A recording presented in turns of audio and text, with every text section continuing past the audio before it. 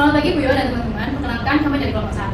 Saya Nafisha Hidayat dengan NRP 1201775 dari Fakultas Hukum. Saya Jessica Aurelia Santoso dengan NRP 104-25065 dari Fakultas Teknik Informatika. Dan saya Desain Avila Faber dengan NRP 160-42545 dari Fakultas Teknik Informatika. Kami akan mempresentasikan hasil tinjauan pustaka kami dengan judul Penyalahgunaan Artificial Intelligence untuk Deepfake, Tantangan Etika dan Hukum di Indonesia. Jadi, seperti yang telah kami sampaikan tadi, berikut adalah anggota-anggota dari kelompok kami. Jadi, saya Jessica Aurelia Santoso dengan NRP 160-42505 akan menjelaskan mengenai pendahuluan.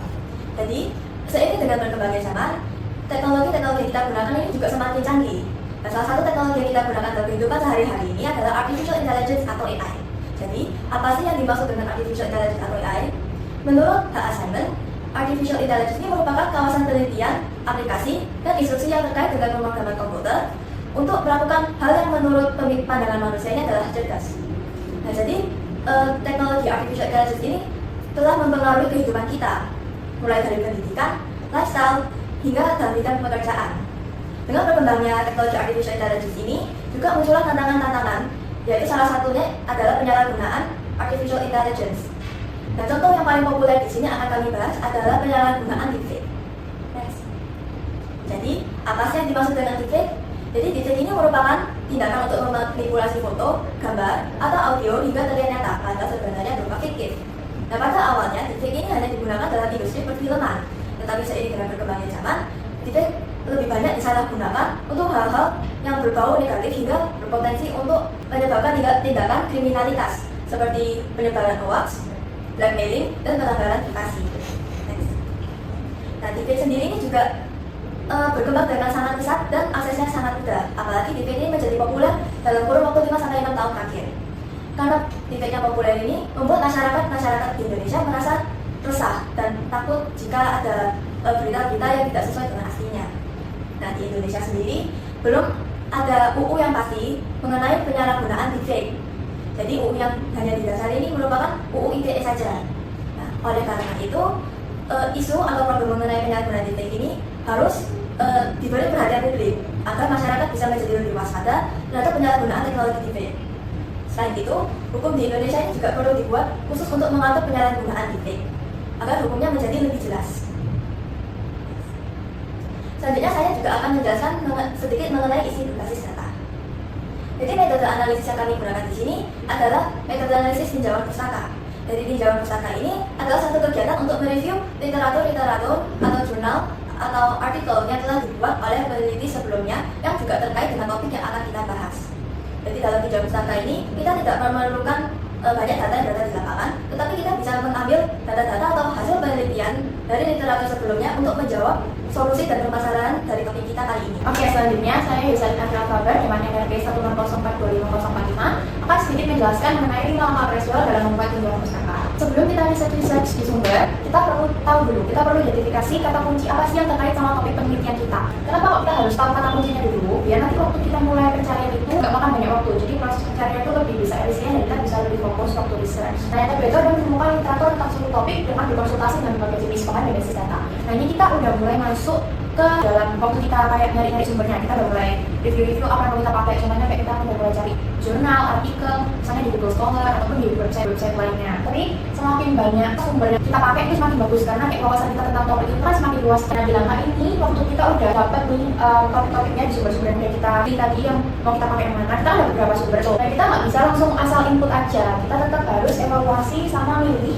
yang paling akurat itu yang mana dan yang paling relevan sama topik kita itu yang mana. Misalnya kita harus tahu dulu apakah penulisnya itu kredibel, terus datanya apakah valid juga buat kita pakai. Nah, yang keempat ini tuh kayak kita mulai bikin ringkasan kecil tapi kayak abstrak aja gitu bikinnya, misal di Excel atau di Mendeley. Nah, ini tuh perlu karena kita tuh bisa lebih kelihatan gitu loh polanya, terorganisir aja. Nah, terakhir itu adalah menulis tinjauan pustaka yang mencakup ringkasan literatur yang akan disertakan dalam laporan penelitian. Nah, ini adalah langkah terakhir sebenarnya kita udah mulai nyusun apa yang udah kita mulai tadi jadi narasi yang lebih rapi, lebih kohesif gitu. Dan kayak gitu harus jadi ringkasan kritis gitu. Jadi maksudnya selain bisa dihubungi sama topik yang kita pilih sendiri, harus ada ringkasan kritisnya biar ada celah yang bisa kita pakai buat uji penelitiannya. Oke, selanjutnya kita bakal bahas kelebihan, kelemahan, sama alasan kita pakai metode tinjauan pustaka. Nah, yang pertama itu landasan teoritisnya kuat dari kajian sebelumnya.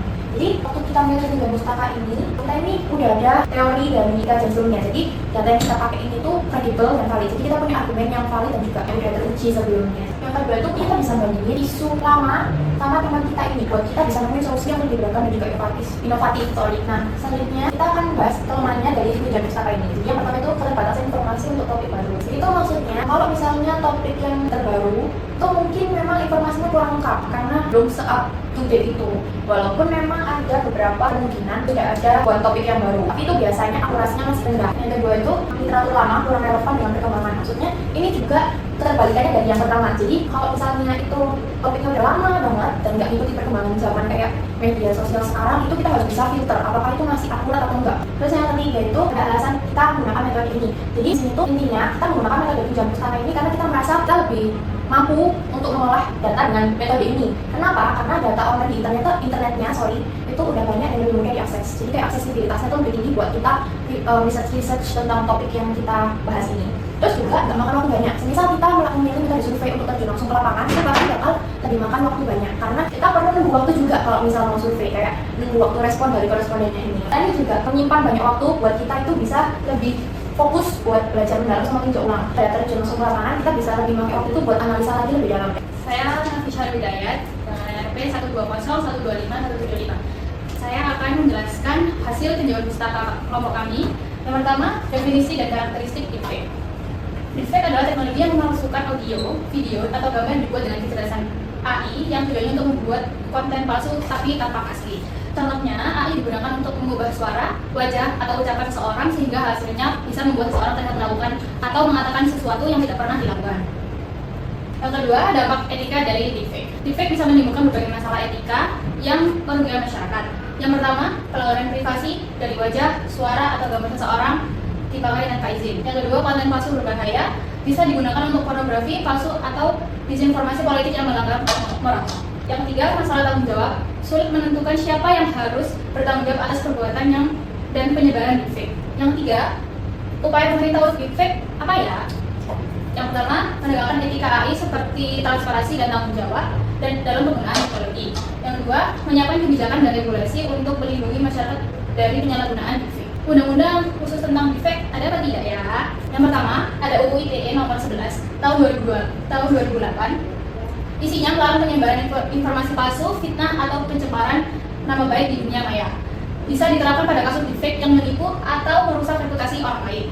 Yang kedua, UU Perlindungan Data Pribadi, UU nomor 27 tahun 2022. Isinya melindungi data pribadi dan biometrik, termasuk wajah dan suara.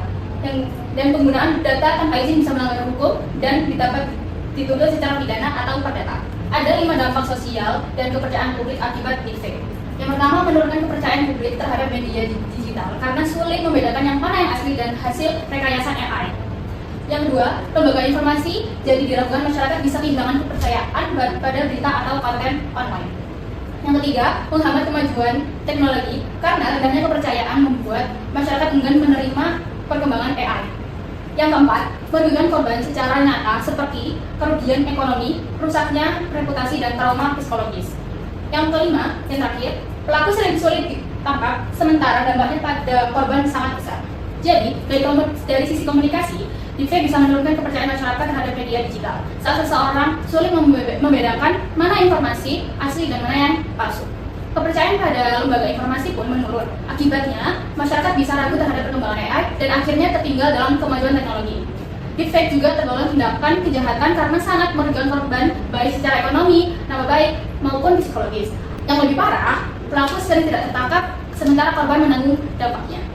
Oke, selanjutnya yang terakhir kita akan masuk ke kesimpulan. Jadi seperti yang sudah kami bahas tadi, kita sudah tahu bahwa deepfake itu adalah teknologi buatan yang memanipulasi suara, video, ataupun gambar kita, atau informasi sejenis yang pokoknya dia itu nggak pernah ada atau palsu. Dan itu bisa melibatkan kayak wajah kita ataupun identitas pribadi kita yang pokoknya itu tuh melanggar privasi. Yang menjadi concern itu adalah di Indonesia ini udah ada beberapa kasus yang memakan korbannya. Itu termasuk tindakan kriminal ataupun mengarah ke tindakan negatif. Kenapa? Karena korbannya itu bisa rugi entah secara fisik, material, ataupun psikis. Dan yang dimana itu nggak mendapat pertanggungjawaban karena pelakunya itu sudah lebih menguasai teknik. Jadi kayak sebelumnya itu udah ada persiapan yang lebih matang. Jadi juga pelaku itu nggak bisa ditemukan. Sedangkan korban itu nggak dapat pertanggungjawaban yang dimana itu nggak adil. Maka dari itu kenapa yang kita bahas di sini itu adalah hukum AI di Indonesia itu tuh perlu diperkuat atau dipertegas. Kenapa? Karena ya walaupun memang saat itu udah ada hukum yang tentang penyalahgunaan data pribadi, tapi itu kan nggak spesifik mengarah ke penyalahgunaan teknologi AI. Makanya itu perlu dipertegas atau diperkuat dalam aspek teknologi AI ini, biar masyarakat itu merasa lebih adil juga dan juga lebih nyaman dengan penggunaan AI. Karena kalau misalnya terus-menerus ada korban ke depannya dari deepfake atau manipulasi itu, masyarakat itu bisa aja memiliki kepercayaannya tuh menurun terhadap perkembangan teknologi atau bahkan bisa tertutup yang sama sekali kayak ada yang nggak mau menggunakan teknologi. Hukum di Indonesia ini perlu dipertegas karena biar ke depannya itu nggak ada lagi pelaku yang punya rencana untuk melakukan tindak kejahatan serupa lagi. Biar juga masyarakat di Indonesia ini tuh bisa dengan nyaman dan aman menggunakan teknologi AI juga ke depannya. Sekian dari kelompok kami. Mohon maaf apabila ada kesalahan kata. Terima kasih.